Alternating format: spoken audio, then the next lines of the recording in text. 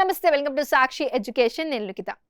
Union Public Service Commission UPSC civils లో success సాధించడం అంత ఈజీ కాదు. దీనికోసం కఠోర శ్రమ ఎంతో అవసరం.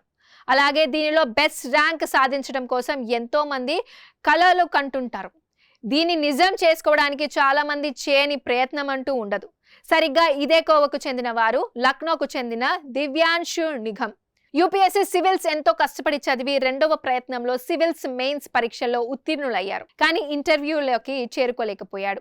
మూడవ ప్రయత్నంలో గట్టిగా పట్టుపట్టి చదివి యూపీఎస్సీ సివిల్స్ ఫలితాల్లో జాతీయ స్థాయిలో 44వ ర్యాంక్ సాధించాడు. చివరికి తన ఐఏఎస్ కళ సాధించాడు. ఈ నేపథ్యంలో యువ IPS officer Divyanshu Nigam success story మీకోసం.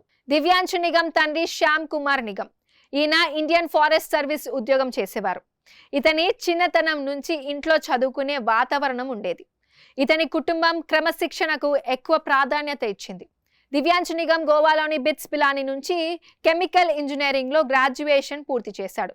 దివ్యాంశు నిగమ్ యూపీఎస్సీ సివిల్స్ మొదటి ప్రయత్నంలో ప్రిలిమినరీ పరీక్షలో విజయం సాధించలేదు. రెండవ ప్రయత్నంలో మాత్రం మెయిన్స్ పరీక్షలో ఉత్తీర్ణులయ్యాడు. కానీ ఇంటర్వ్యూలో ఫెయిల్ అయ్యాడు. అలాగే పట్టు వదలకుండా మూడవ ప్రయత్నంలో అనుకున్నట్లే జాతీయ స్థాయిలో 44వ ర్యాంక్ సాధించి అందరినీ ఆశ్చర్యపరిచాడు. కరోనా రెండవ వేవ్ సమయంలో దివ్యాంశు నిగమ్ ఇంటర్వ్యూ కోసం సిద్ధమయ్యే సమయంలో అతని తండ్రి ఆరోగ్యం క్షీణించింది. అతనిని ఆసుపత్రిలో చేర్చాడు. కానీ అతని ఆరోగ్యం మెరుగుపడలేదు. దీంతో అతను తండ్రి శ్యామ్ కుమార్ నిగమ్ మరణించాడు. ఈ ఘటన దివ్యాంశు నిగమ్కు భరించలేనిది. నేను మూడవ ప్రయత్నంలో ఇంటర్వ్యూకి చేరుకున్నప్పుడు నా తండ్రి శ్యామ్ కుమార్ నిగమ్ చాలా సంతోషించాడు.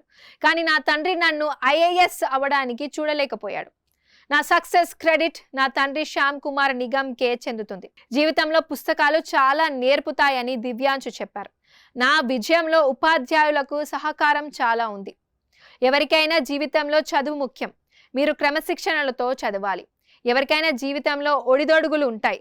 యూపీఎస్సీ ప్రిపరేషన్ సమయంలో మీరు ఎలాంటి నిరాశ చెందకుండా మీ ప్రిపరేషన్ కొనసాగించండి. ముందుగా మీరు పరీక్షకు ఎందుకు సిద్ధం అవుతున్నారో ఆలోచించండి.